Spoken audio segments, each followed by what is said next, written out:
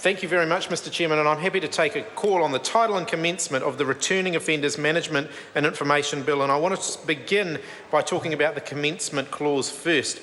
The commencement clause in this bill is a very simple one. It means that the bill comes into force on the day on which it receives the royal assent, which is likely to be some point in the next sort of 2 or 3 days. And the issues that I want to raise, because we haven't had an opportunity to discuss this because of the urgent nature in which this is being put through, is why this bill doesn't also have a sunset clause, why this bill is simply coming into force and never expiring. The proposal that the opposition put to the government was that we would support the bill, and we are supporting the bill through, with an addition of a sunset clause under clause 2, under the commencement, and a first reading of an identical bill that was then referred to Select Committee for consideration. That would mean that the immediate provisions come into force straight away, or pretty much straight away, as I said, once the royal assent is received in the next day or two. But because there would be a sunset clause in here, the whole bill would expire after a certain period of time once a new bill had been passed to replace it. And the same bill could then go through the Select Committee process, which would allow a lot of the questions that have been debated in the House to be properly addressed and properly answered. That's not going to happen because of the nature of the urgency. Now, sometimes legislation is urgent. And in this case, with people coming back to New Zealand, or coming to New Zealand, I should say, in short order, there is a need for some transitional measures, and therefore there is justification for this bill to come into force straight away. Well, I'm just saying to Jackie Dean is asking me, what about the victims? That's why I'm suggesting this bill should come into force straight away. But I'm saying that the victims may also have a desire to have a say on this. And why should they be denied the opportunity to have a say on this legislation? Actually, sending it to a Select Committee does give the victims the opportunity to have a say. It means that we could put the bill in force immediately. It means that there would be no increased risk, but it means that all those affected could actually thoroughly examine the bill and have a contribution to the process. So therefore, I think it's disappointing that the government haven't put a sunset clause into this legislation.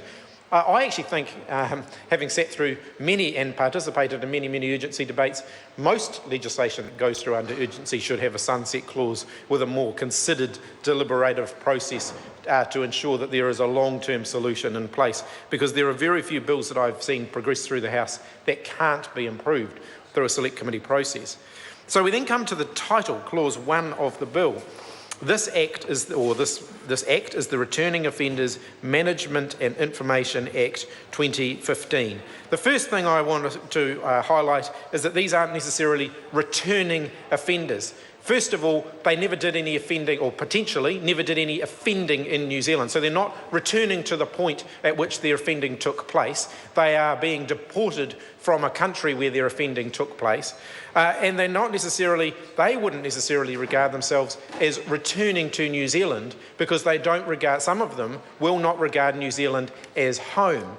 They would regard Australia or another country as home. And there is a fairness aspect here that needs to be considered. So when we talk about people returning to New Zealand, let's put the facts on the table. In many cases, they will have left New Zealand when they were very young. The fact that they were born in New Zealand is one consideration. They could have left as babies, having been born in New Zealand, and lived their entire life somewhere else. They could have been educated somewhere else. They could have been, their families could all be based somewhere else. Their entire relationships, structures could be based somewhere else. They could be, they would have potentially been contributing taxes somewhere else. And now, having got themselves into trouble at some point, and again, in some cases, quite minor offences could be resulting in people coming here, they find themselves deemed to be returning to New Zealand, a country that in many cases could be as foreign to them as any other place on the planet. So using the notion, the word returning offenders in the title of this bill, I think potentially gives the wrong impression. Using the phrase offenders, again, also potentially gives the wrong impression, because are they still offenders? They previously have been offenders. What if they have served their time and that they have been released? They've done their time. There may no longer be offenders. They may have done everything required of them to turn over a new leaf. Why should they be regarded as offenders, Mr Chair? Ngana call Sue Marangi. Thank you, Mr Chair.